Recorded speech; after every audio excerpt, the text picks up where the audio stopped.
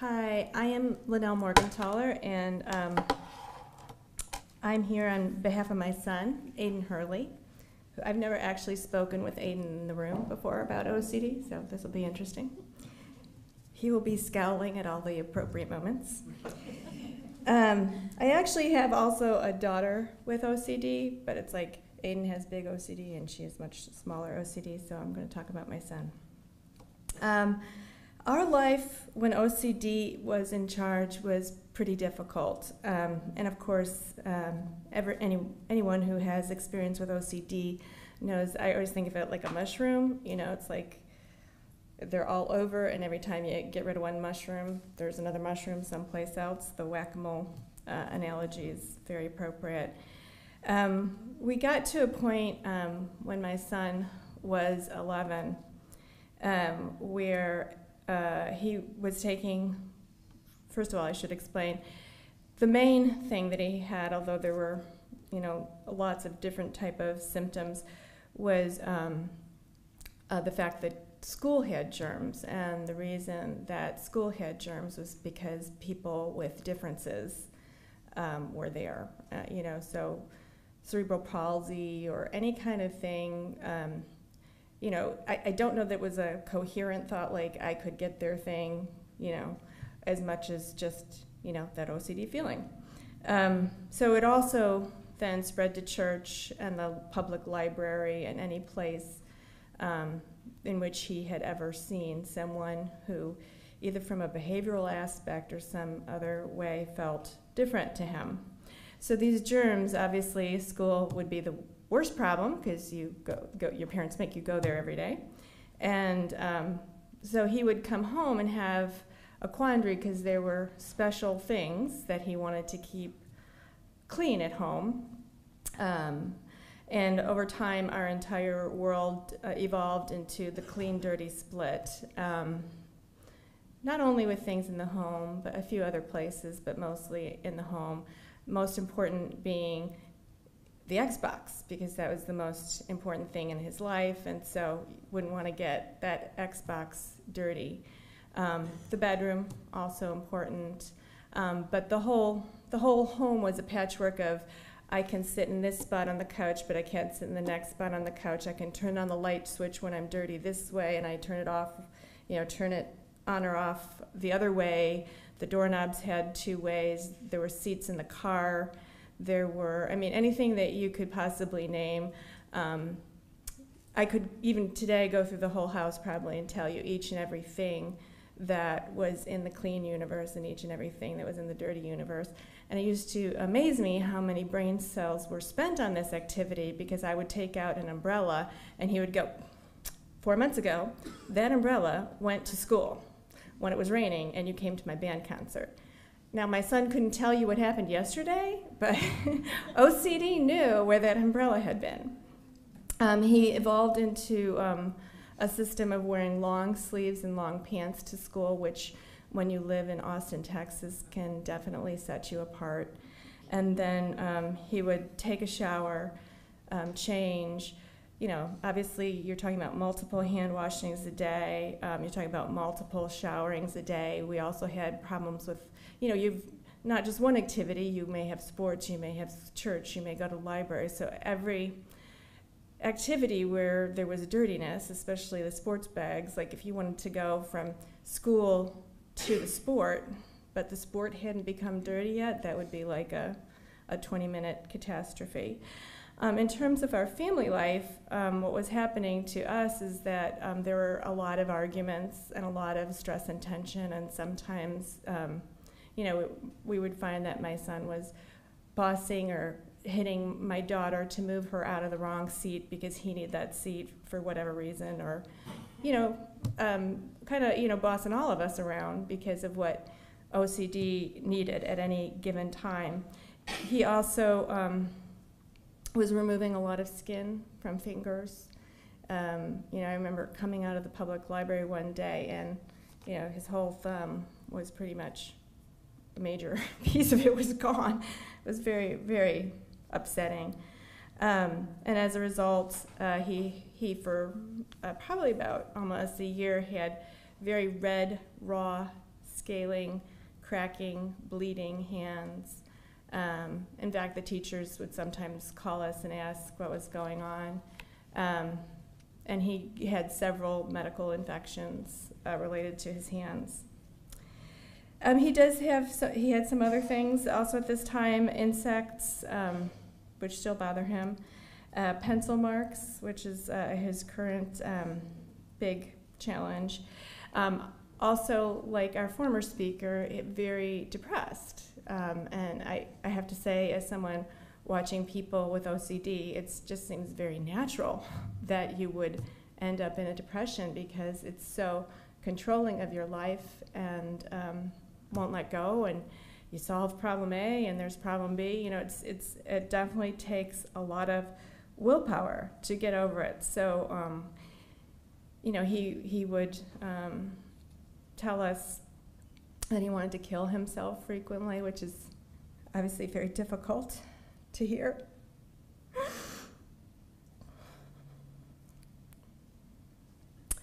And the weekends were the worst part because that's when the family is so together. You know, I just remember getting to the point where the weekends were involving so many things just around Aiden, and the family's 4 people, but the clothes change and the washing and the showering, and no, you can't go from here to there. Not that we were always accommodating it, but you know, when you didn't accommodate it, it just, you know, makes your weekend even more fun. And the homework was the biggest struggle because obviously if your backpack is infected with germs and every piece of paper and textbook you own is infected with germs, it makes it really hard to sit down and do it. So on the weekdays, you know, the focus would be to sit down and get it done. Obviously, you want to rush through that because all you are thinking about is taking that shower and getting clean and getting rid of the problem. So it was also very hampering because there could be no break between school and homework because there was nothing my son could do in the dirty state. Because all the fun things like riding your bike or playing Xbox or, you know, just touching any toy that you might own, any leisure time activity would be clean because you valued it, and therefore you couldn't possibly have a break. We did, you know, we began to have therapy, and it was very, very slow going. We started almost immediately with an intensive weekend, and that's where 2 therapists come into the home. And I have to say, as a parent, that was extremely, extremely helpful because when your child is very young, you're running the exposures as the coach. So to really be around people, it's like you can read it and someone can explain it to you, but until you're watching it again and again and again, someone doing it and responding to the behaviors of the symptomatic person, I think it's really, really hard to just get it. So I think that was really helpful. Just, you know, seemed like we just kept doing it around the house. It was extremely exhausting for the entire family, but very, very educational. I would say that, you know, then we started a period of doing a lot of exposures, and you know, I think we were all working hard, but it felt like we weren't making the kind of gains that we wanted. So, and I think sometimes when you're in the middle of things, there's so much of it that it's hard to, you see the challenges, and so it's hard to see the successes, and so it's important to look back on the things that are better and to really, you know, take stock of, okay, what couldn't we do before, what can we do now? And then, so I wanted to kind of take a break and take a little stroll down something about parenting someone with OCD, which is that, especially at the age that we started, which was 11, I think there's a big difference between therapy when you're a child, therapy when you're an adolescent, and therapy when you're an adult. And so the funny thing is that your child keeps changing age. So, you know, therapy needs to change, and it's hard, you know, as with all things in the adolescent years, the parents are adjusting, the kids are adjusting, And so it's constantly changing. You know, where we began, the parents were very, very much in charge, and that had to do with the age of the child. There was already, even at the start, because 11 is where that adolescent resistance starts, you know, my parents want me to do it, therefore I don't want to do it.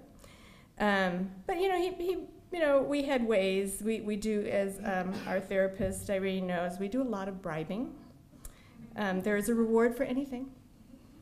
Aiden is an expert at rewards. Aiden will, he's gonna be a negotiator when he grows up because he can negotiate anything. I thought your comment was very wise about it's not that you can't, it's that it's hard and you're unwilling. Is that what you, is it? Yeah, you're currently unwilling. Aiden is often currently unwilling, and the difference between unwilling and willing is usually a bribe. So, you know, get your list of bribes ready if you have a child with OCD. I think the big thing that I learned in the past year was that adolescents really have to take more responsibility for their therapy, and I think that was crucial in Aiden becoming more successful in his fight against OCD. I think Aiden really needed to choose to battle OCD for himself. Your parents can choose something for you all day. It doesn't make a difference unless you choose it for yourself.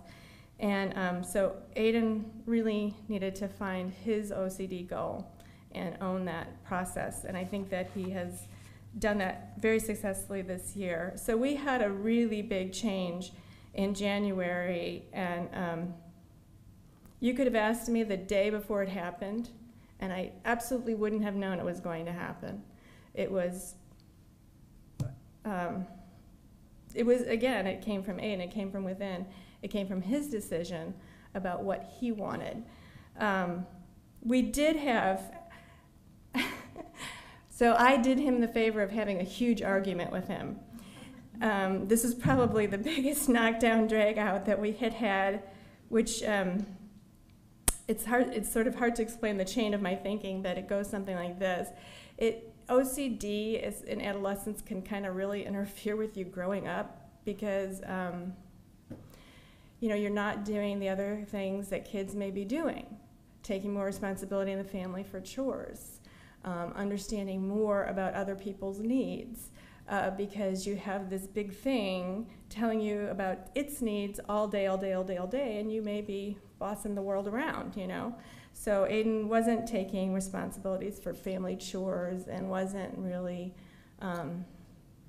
growing up in certain ways. So anyway, big OCD argument. And then the next day, Aiden chose to make the world dirty in a therapy session. I was in India. I don't know if there's a relationship there, but I was in India. I went to India. And Aiden chose for two reasons. The first was he wanted to have fewer family arguments. He wanted to get along better and, you know, kind of have a more cohesive family. And the second was the best possible reason in the world, Xbox.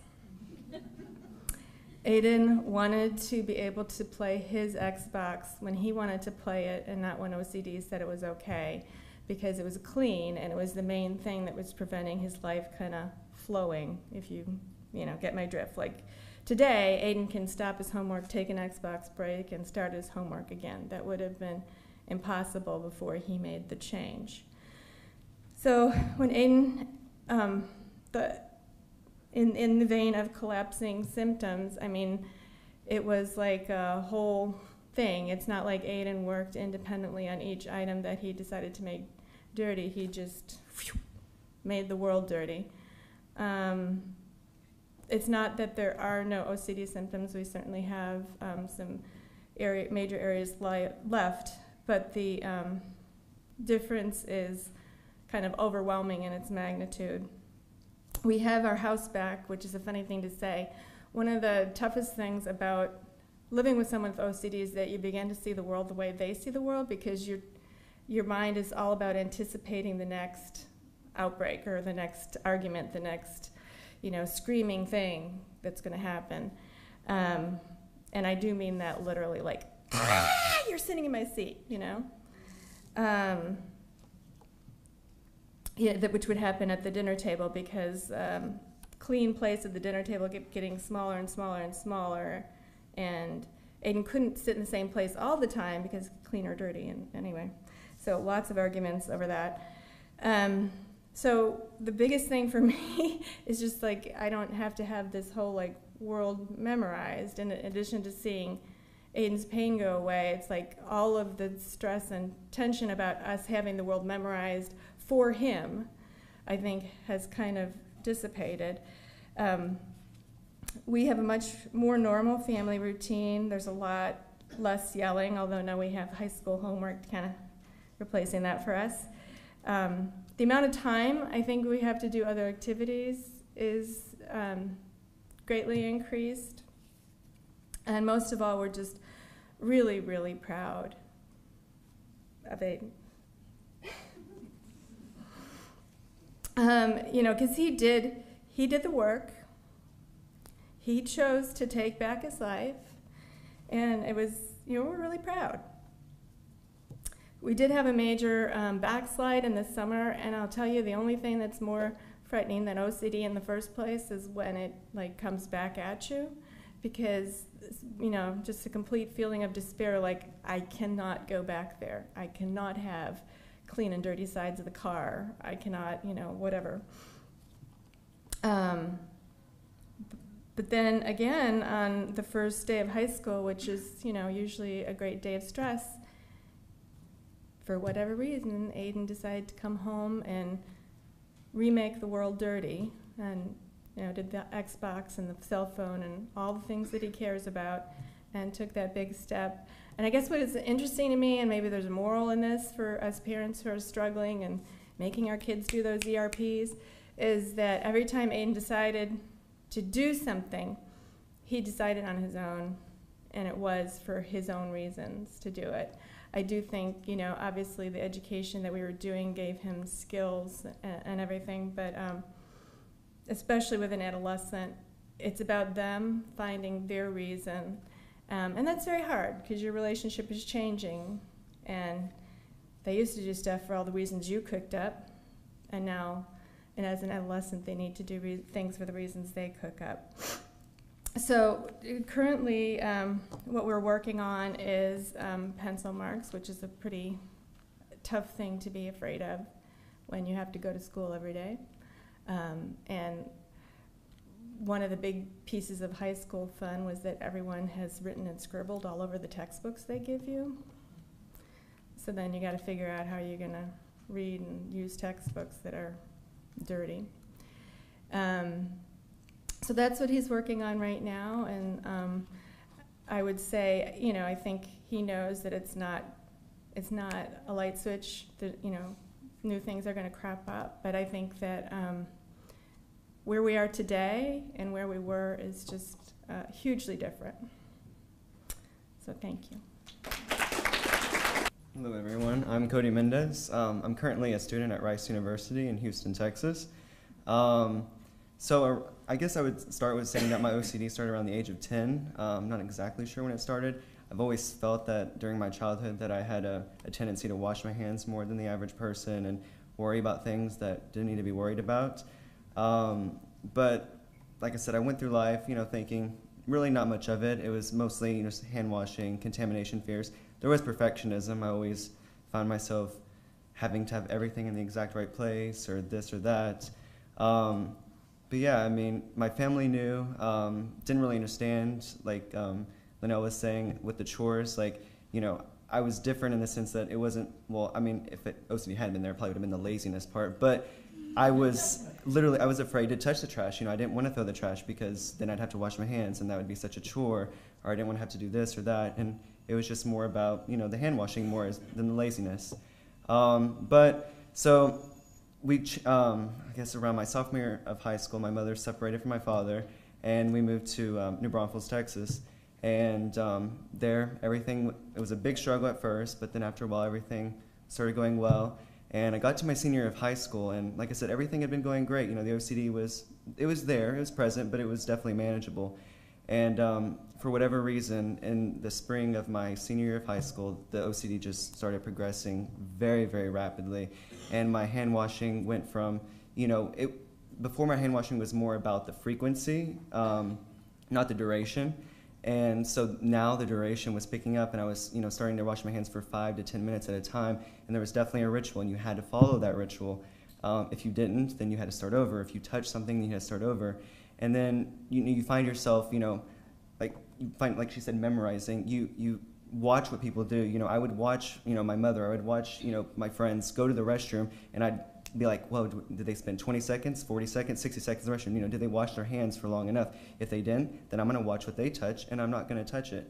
And so this person touched this, which touched this, which touched this, and then, you just remember things, and, sometimes you think, man, I can't touch that. But there's plenty of times when I don't even remember why I can't touch a certain item, but I just can't. And but anyway, I finished out high school really good, really well, despite the increasing OCD rituals and obsessions and compulsions. Got accepted to Rice University, probably the greatest day of my life, or one of. And so yeah, and that summer I spent working at a tennis center, and then there, I still found the OCD creeping up more and more and more.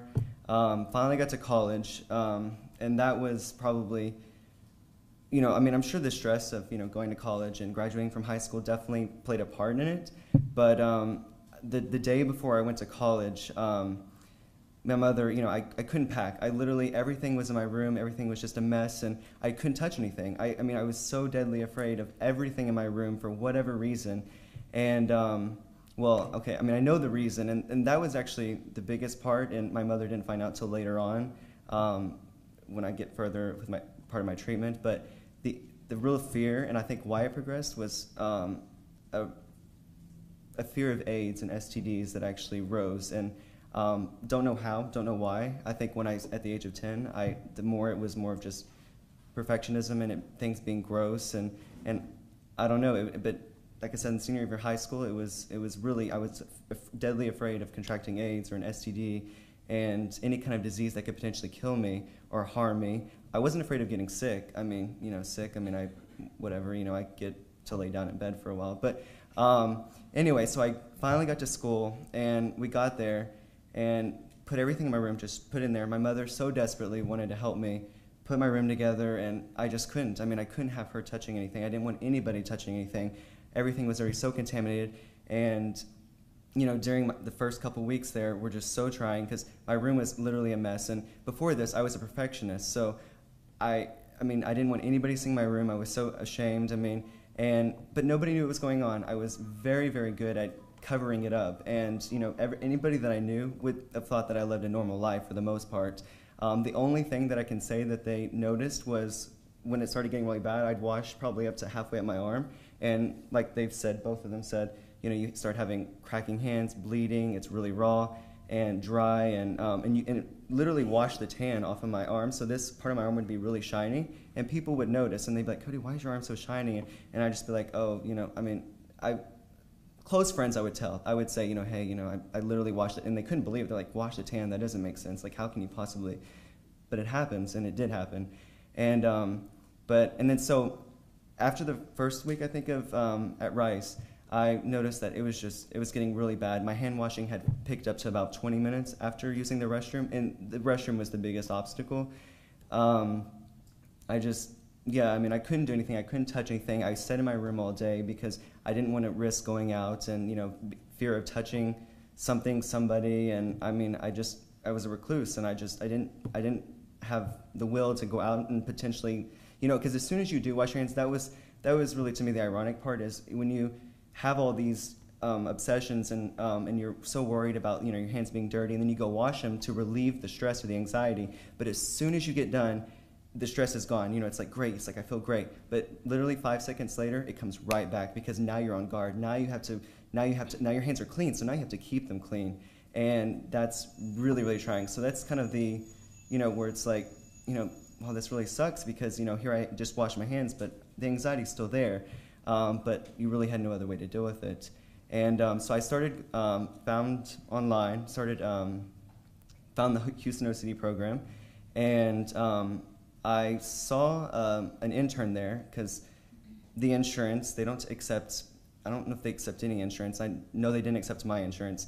And they're obviously very pricey. I mean, and I couldn't afford it, and my parents could. And my grandparents were willing to help with what they could. And so I saw an intern there, and we worked a couple of weeks and, tried to work on some exposures and kind of, getting my life back together. But it just really, each week it just progressed worse and worse. And so finally, I think my third week of seeing her, she came to me and was like, Cody, not to deny my abilities, but I honestly don't think that there's anything we can do for you unless even if you were to come 2-3 times a week and see Emily Anderson, who's the main person there.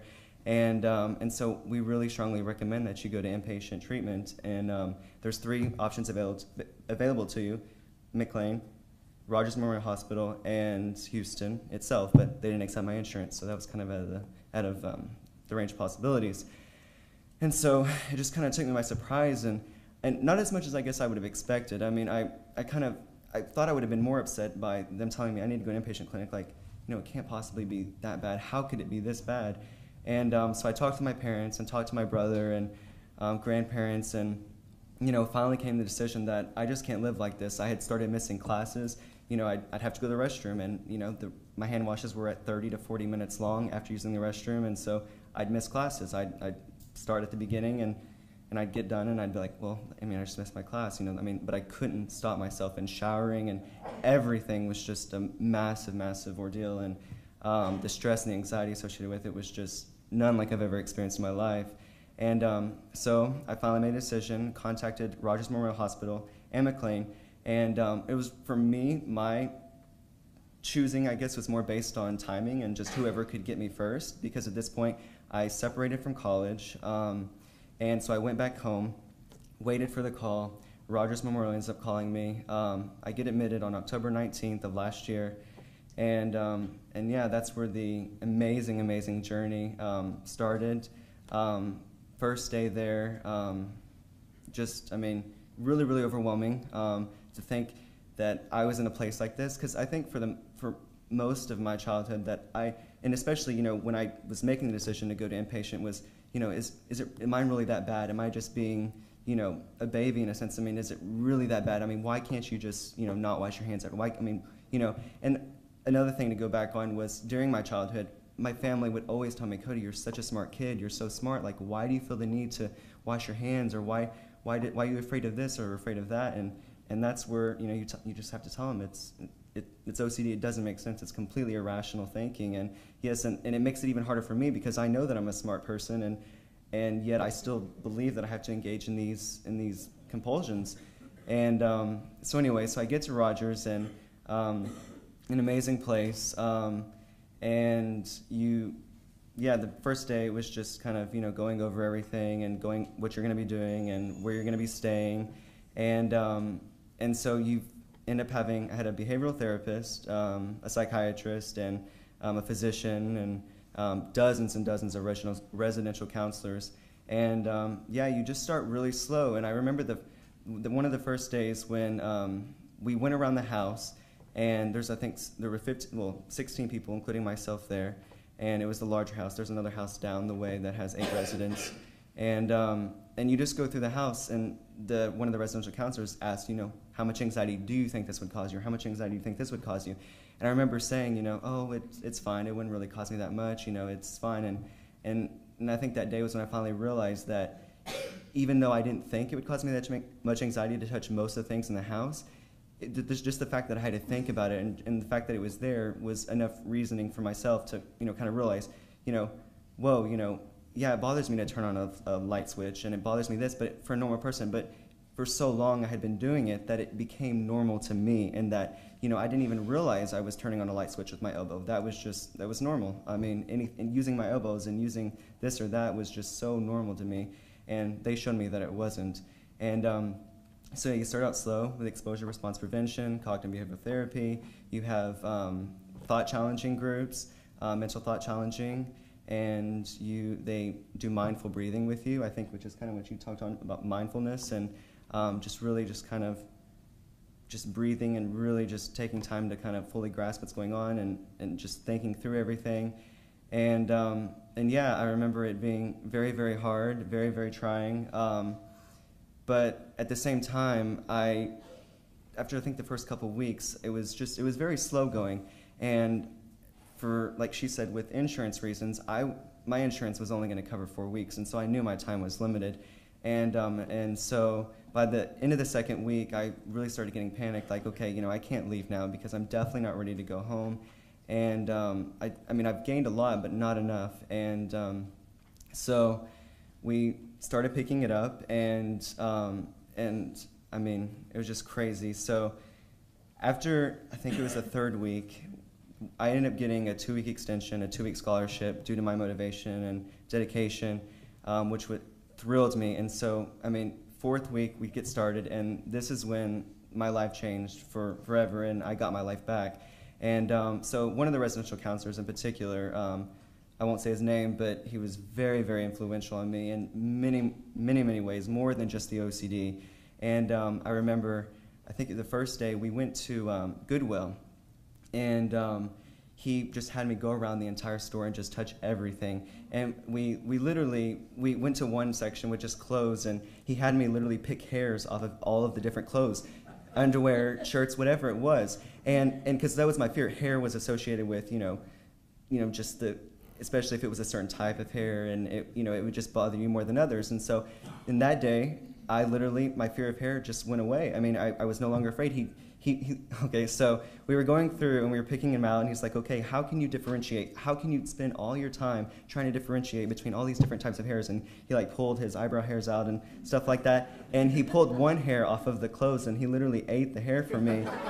And so, but it was so eye-opening, because it was just like, wow, he's willing to do this. And I mean, so there isn't anything deadly or just anxiety, shouldn't be anything anxiety-provoking about hair. And I'm telling you, that moment was huge, huge. And then so after that, we went to a place called Brennan's. And first off, Rogers Memorial Hospital. It's in Wisconsin, in a little quaint town of Delafield. Well, the actual main hospital is in Oconomowoc. And so we went to Brennan's, a really great place. You can try a whole bunch of like fruits and vegetables and stuff like that. And so we literally went around and threw food. Well, we had touched everything at Goodwill, and so we went there and started, using samples and touching with hands and putting in your mouth. And the store owner didn't really like that, but so we just got the toothpick, and then he told me to pull it off and put it in my mouth. And then so he asked me, so how much anxiety would it cause you to, maybe throw a piece of food in the trash and then eat out of it? And so I did, and yeah, I mean, it wasn't all that bad, or as bad as I thought it would be. And okay, so that's where I would like to say too is what I learned at Rogers was that most of my anxiety was anticipatory, very much so. You just have it in your mind that this certain item, this certain object is going to cause you so much anxiety, and so you don't touch it, and you keep thinking it, and so over time it just builds and builds and builds, and then it gets so high, so you don't touch it. But once you finally touch it, you realize, wow, that wasn't that bad. Most of the time, maybe not all the time, but most of the time you're going to find if you touch that object or whatever it is, it's like, wow, that wasn't really as bad as I thought. And so anyway, and I remember one morning I woke up, and my behavioral therapist, realizing that we needed to take it to the next level, so we walked down to the other house because our restrooms had already been cleaned, and a woman was actually in the restroom, and she came out, and then so we went in there, and I'd heard about it in the beginning, and I didn't think much of it, and so she leaves, and she comes back in, with some Teddy Grahams, and so she goes, I want you to, first we put it on the floor, and then we ate after it, and then she's like, well, okay, now I want you to rub it on the toilet seat, and I want you to eat it, and I kind of just stared at her for a little while, like, you're crazy, and and so she did it first, and and that's kind of the difficult part is because most of the time they don't do it with you. Because that's kind of reassurance. So, but in this particular situation, she wanted to show me that she's not going to let me do anything that she wouldn't be willing to do herself in the sense of dirtiness and like getting sick and whatnot. But and so I did it, and I probably sat there for 5 or 10 minutes and literally just looked at the Teddy Graham like I can't believe I'm doing this. And sure enough, I stuck it in my mouth and ate it, and she goes, how does it taste? And I said, toilety, and and she goes, really? She goes, it tastes like a toilet. And I'm like, yes. And she goes, really? And I was like, no, it tastes like a regular Teddy Graham. And she goes, oh, that's funny. So we just kind of, we stayed there, we talked about it, and yeah, and then after that, I mean, we did so many other things. I remember another time we went to Goodwill with that one particular residential counselor, and I touched gum inside of a trash can. One of the big ones too was we were leaving the main hospital one day, and I actually kind of initiated it myself, kind of surprisingly, but there was a porta potty, and so we're like, okay, might as well tackle that in case you're ever at a concert and you need to be able to use it.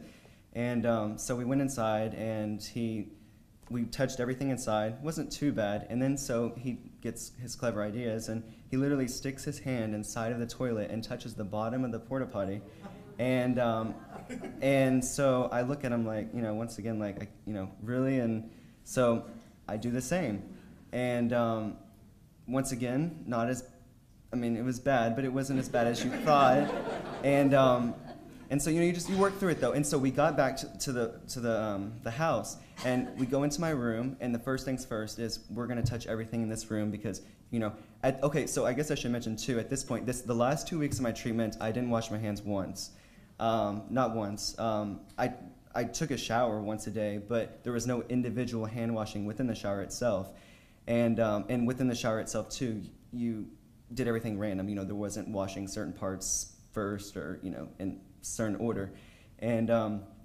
so I'm doing all this, I'm touching all this and everything without washing my hands, and I kind of decided that myself. I realized at this point I have 2 weeks left, and I have to do it. Because washing my hands just kind of takes back everything that you did, and so I think it was Thanksgiving Day. I was there, and that was a huge. It was a very, very sad day. I think I kind of had a little lapse, and I remember walking. There was a guy at the facility who his OCD was he was afraid of taking showers, and so that kind of can show you that within the atmosphere itself, you can have people who are triggers for you, and so I remember being in the laundry room, and I walked by a pair of his shorts that I think had already been cleaned, and who knows, and so I remember thinking to myself like, oh my, did I touch them, and I wanted to wash my hands so bad, and I'd already done all of this other stuff. I had ate off a toilet, touched this, touched that, and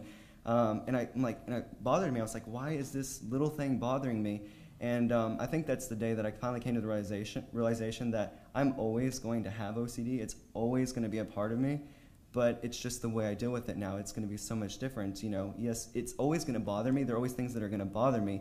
It's just, am I going to engage in the compulsion? Am I going to wash my hands? Am I going to do this or that? And the answer is no now.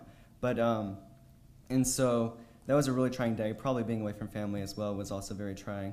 And yeah, so time at Rogers is almost nearing up, and so one of the residential counselors, like I said, I grew very close to. He influenced my life in more ways than I can possibly say. Just words can't express what he means to me, and he taught me little lessons, just like not being afraid to try things, because we went to Brennan's and tried everything. I'd always smell it, or I'd always kind of like be hesitant. He's like, just stick in your mouth. What's the worst that can happen? Just stick in. And little things like trying stuff and being adventurous and taking chances. It correlated with the OCD itself. And so the last thing, and we had talked about in the beginning, was to donate blood. And since my fear did largely revolve around AIDS and STDs, that was huge. And so I remember Catherine comes in the room and says, my behavioral therapist, and she says, Cody, I made you an appointment to donate blood. And she goes, and such, the other counselor was going to do it right after you. And I was just kind of like, but he doesn't work tomorrow. And because you're there for a good period of time, so you kind of get to know when they work, and kind of like family. And she's like, I know, but he's going to come in and donate blood with you anyway. And the feelings of that were just, incredible. So the next day, we go to the Red Cross, and okay, so this is something that probably, just incredible. So we get in the car, and that just prior to that, I had been on the internet, and I realized that I was donating blood on December 1st, which is World AIDS Day. So it was a very, very, very, very cool thing.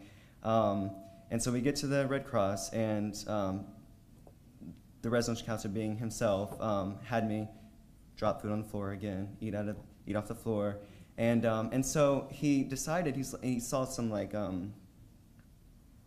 bags or like ice chest, and he's like, "Oh, is that where you keep the blood?" And the lady's like, "Yeah," and I was like, "Oh my, like I can't, like what are you doing?"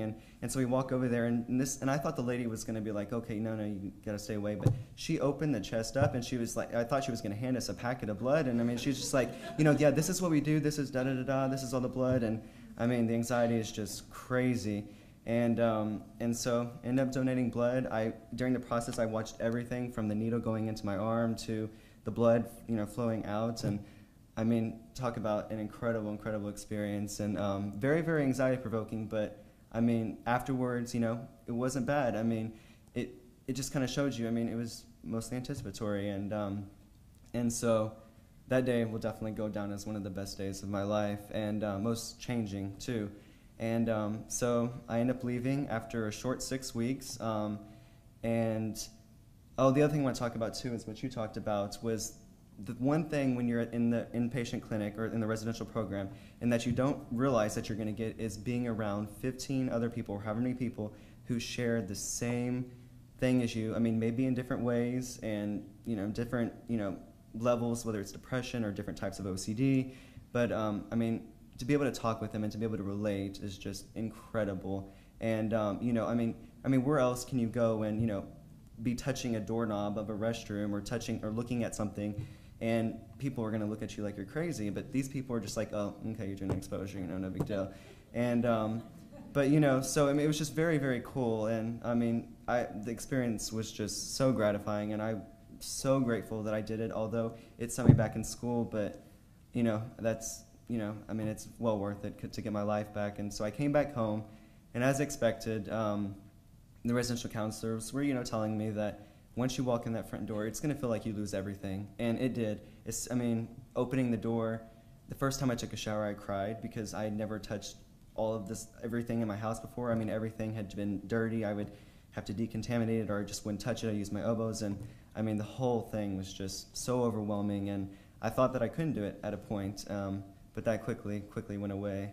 And so to this day, I spent the next, I got back in December 3rd, and so I spent the next 5-6 months, well, I guess more than that, working at a law firm, and which really helped to kind of not sit on the couch and get back into old habits again, and kept working on the ERP, the exposure response prevention, and like you said, we already, as part of the treatment plan, we already had a therapist set up, we already had a psychiatrist set up, everything was in order. And yeah, I just continued making strides from there, and got reaccepted to Rice University, and that's where I currently am now. And then I'm actually going to be going back to the Houston OCD program after some insurance quarrels, and I'll be seeing Emily Anderson there, and which I'm very excited about, and we'll be able to continue my treatment there. And yeah, I'm just so glad. I mean, for the first time, once I left Rogers, for the first time in a very long time, I've truly lived life, and yeah, I just can't express what it means to finally have conquered the beast. Oh, and so one last thing. The other thing while I was there is I just started writing poems, and turns out I'm kind of good at it, but no. But so anyway, so I wrote one poem while I was there that's very, I think, informative, and my grandparents and my mother, I mean, everybody just kind of just really loved it, because it kind of gave them a greater understanding of what it is that we go through, because to this day my grandparents and my mother and certain people still don't really understand why it is I do what I do, or why it is I feel what I feel. And so I'm going to read it to you guys, and then I'll get off the stage. But all right, so it's entitled A Journey to Freedom. A relentless intruder upon my life, bringing an immeasurable amount of strife, merely a series of voices, but easily dictating all of my choices, making you wonder, how can a mind so bright be so convincingly tricked into a fright, a fear logically impossible, but transformed into something seemingly unstoppable? How can you possibly explain when people consistently tell you it's all in your brain, constantly searching for a second of silence, but always finding thoughts of violence?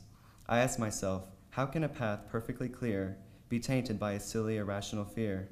And no matter how hard you search for clarity, life seems reluctant to offer an ounce of sincerity. With my social and academic life beginning to disintegrate and my health continuing to deteriorate, along with the guidance of family and peers, and admittedly hundreds of tears, an opportunity suddenly arose, one I could not possibly oppose. And with my compulsions only getting stronger, I realized it would be unwise to remain at college any longer. Although my education would cease, more importantly, my life would be put back together piece by piece. But as I walked out the door, I knew I would return, once freed from the restraints of a monster I grew to abhor. Within weeks, a new journey began to unravel, and how soon I discovered it would involve a vigorous battle, but a fight worth the struggle, preventing my life from existing within a bubble, eager to embrace my full potential without the need to engage in a painful ritual, striving for a life free of concessions to my never-ending obsessions. Once I win the war, I can only imagine how high I will soar. Firstly, when I wish to engage in social activities, my OCD cannot hold me in captivity. Secondly, my commitment to education will reignite, but this time my OCD will be incapable of putting up a fight. And most rewarding of all, when my heart yearns to play tennis, it will no longer be denied by a hand-washing menace. Oh, how sweet life will be once I am finally free. Well, hi, y'all. I want to thank OCD Texas for putting on such a great conference and for inviting me to be a part of this terrific panel. My name is Shay Mooney, and I have harm OCD. I'm so grateful to be here today. I'm grateful because a year ago, October 2011, on this very Saturday, I was at my first OCD conference here in Austin. And I was in a scary, scary place, emotionally and mentally. I was experiencing the deepest fear and highest anxiety I had ever known. I remember crying for much of the conference. Now, crying was a common theme at that point in my life, but that day, I was crying for a different reason. I was crying because I was around people who understood. For the first time, I was with others who were struggling just like me, and as sad as that was, it meant I was not alone. In fact, last year, I listened to our amazing keynote speaker today, Heather, speak on a panel, and I remember thinking how confidently she presented herself. So happy, so healthy. I longed to feel that way. And now, a year later, here I am, standing in front of you with this amazing opportunity to share how low life with OCD can get and how sweet recovery is. My symptoms began at about age 20 with concerns that I did not lock the door or turn off the oven or the lights, so I would check multiple times, in groups of 4, of course. I was anxious that I may accidentally hurt someone by my own negligence. Eventually, this turned into full-fledged fear that I could intentionally harm someone. During the lowest part of my OCD turmoil, everything was scary. Knives, food, cars, children, and other vulnerable populations, my friends, even pets. Everything was scary because there was the chance that I could hurt it. These OCD symptoms are the most difficult for me to talk about. Having thoughts that you could violently hurt someone you love, or even a complete stranger, comes with an enormous amount of shame. I felt unworthy. Unworthy to be a friend, unworthy to be a social worker, that's what I'm studying. Unworthy to be alive. Scared to be alive. As you might imagine, a deep depression came along with this anxiety and sense of worthlessness. So I decided to take a medical withdrawal from school and enter into treatment at the Houston OCD program. I spent 7 weeks at intensive outpatient treatment, and boy, do I have some exposure stories. I love storytelling, so I'd like to take a minute to share some of my challenges and victories of ERP treatment. My favorite example of habituation is when I was facing my fear of driving. Naturally, I viewed driving as extremely dangerous because I could somehow lose control and hit someone without knowing it. Mind you, at this time, I was driving a lime green Beetle, so all my friends thought it was particularly hilarious that I believed me, a girl driving a fairly cheerful car, would go around hitting everyone without having any knowledge of doing so. But to me, the fear was so real. At the suggestion of my behavioral therapist and her grand ideas, I drove the Memorial Loop at Memorial Park in Houston. This is a 3-mile loop where joggers run with strollers full of innocent babies, and there is a park where children play much too close to the road for my liking. And cyclists, they just zoom past you if you are driving slowly, and people pop out of their cars left and right. The first time I ever drove this loop, I went with a staff member at the Houston OCD program. I was physically shaken up by the experience, as you might have guessed by my dramatization of the scene. But seriously, I was dizzy and tingly, and it seemed dangerous to be driving while feeling this way. Over time, though, as I kept on driving close to people without checking for their safety, I noticed the dizzy and tingly feeling faded. When I had a thought, what if I hit someone? I said, I don't know. It's possible, and kept on driving. This is habituation. This is how you conquer your fears. I don't want to give the impression that all of my exposures are as successful as this example.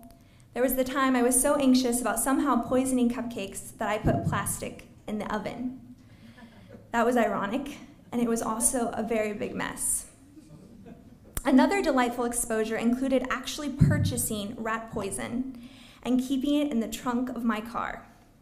Much to my dismay, my behavioral therapist suggested I touch the outside part of the bag of poison and then touch baby products. Are you kidding me? I thought, and probably said. This is the girl who absolutely bawled in the parking lot of a Toys R Us because I had touched the bottom of my shoe and then touched the outside part of some baby yogurt. And now you want me to contaminate baby stuff with poison? The final exposure of this poisoning hierarchy involved giving away baby goods that I perceived as contaminated. I hated every minute of it, but I did it. And looking back, I could do it again, because long-term recovery is worth the temporary anxiety. To best explain my life post-intensive treatment, I have compiled a list of some things I would have laughed at or cried if you told me last year at this conference I would be able to do now. Once a week, I muster up all the courage I have to volunteer with first and second graders. They are exhausting, but much to my surprise, I can handle it.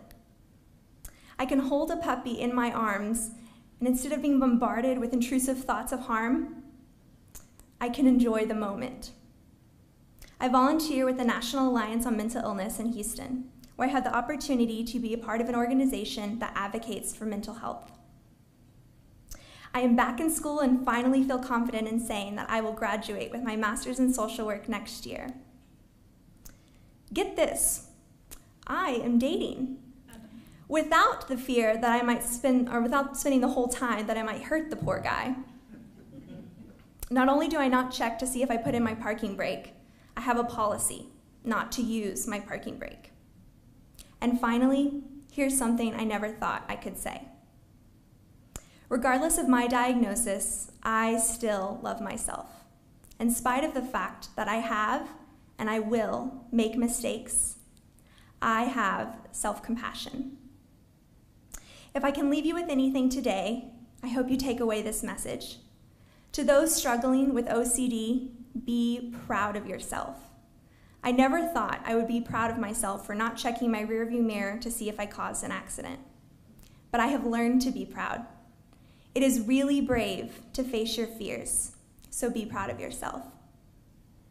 I am so looking forward to hearing you speak next year at this conference. Thank you. I'd like to thank by thanking OCD Texas for inviting me to speak today. I'm very honored to be a part of this conference. I was a little surprised, I admit, when I was asked to be on a panel of success stories, since I don't consider myself 100% recovered. But as a good friend told me, success isn't some fixed point that I will arrive at one day and be perfect. Instead, success means always working towards something with lots of little triumphs built in along the way. In any case, here's my success story in 2 parts. Part 1 is my journey with OCD, and part 2 is my advice to anyone currently living with the disorder.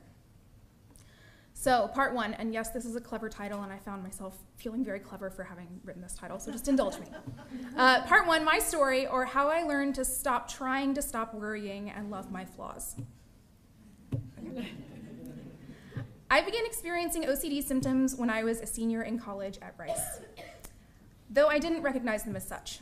I thought I was just stressed out.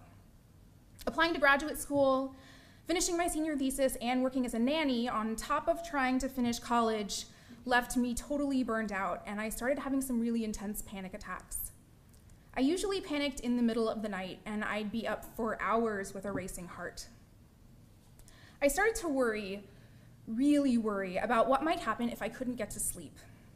I worried that if I couldn't sleep, I might have to miss class, or fall behind in my studies, or fail out of school and become homeless.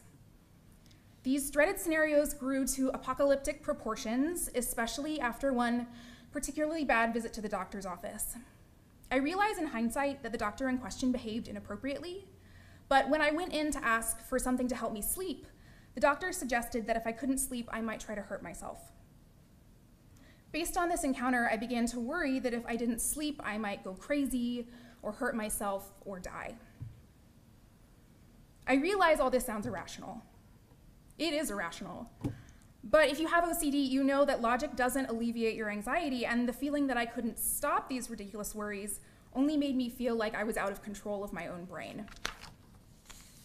But I didn't recognize the fears as obsessive-compulsive disorder. Like many people, I only knew of OCD what I'd seen in TV and movies. For example, my parents were big fans of the TV show Monk, and I would have never connected his fastidious cleaning with my sleeping fears. I developed rituals that made me feel safe. If I had a good day where nothing disastrous happened and I'd been able to sleep that night, I would try to duplicate the conditions of that day and the following ones. I now know this type of logic is called magical thinking, or put differently, superstition. But that didn't stop me from developing some pretty absurd daily rituals, like tapping my toothbrush a specific number of times on my bathroom sink, writing specific phrases in my diary a set number of times, or doing certain chores at the same time each day, literally the same time. I lived with undiagnosed OCD for about 3 years, and during this time, my symptoms were relatively mild. I hid my safety behaviors from friends and family, and I accomplished a lot. I graduated college at Rice with a major in English. I earned my master's degree at NYU, and then I moved to Austin to pursue a PhD in literature at UT Austin, where I'm currently working on my doctoral thesis. But by the end of that first year in Austin, I was utterly overwhelmed with anxiety. I didn't know what was going on, just that something was wrong.